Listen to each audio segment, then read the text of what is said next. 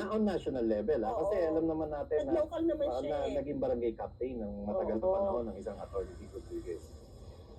Ayun lang ang sinasabi ko. Ito ang sinasabi nito ay hindi siya takot matalo. Yes. At hindi siya yung nag-take advantage ng opportunity na dahil kahit papano may clamor at kahit papano may panawagan nga na tumakbo siya, hindi siya nag-take advantage na kunin niyo ko, yung ganun ba? Yeah. O, sama ako sa inyo. Mas pinili niya Ang tanong dyan is, bakit hindi siya sumama sa PDP? Meron ba siyang hindi kasundo sa PDP? Tingin ko wala. Oo. Maaring... Hindi, we just need to make that clear. Oo. Ako sa sarili kong opinion to, ha. Kasi maganda rin naman si Attorney Vic ang magpaliwanag. Totoo, oo. Pero sa tingin ko, sa bait ni Attorney Vic, walang...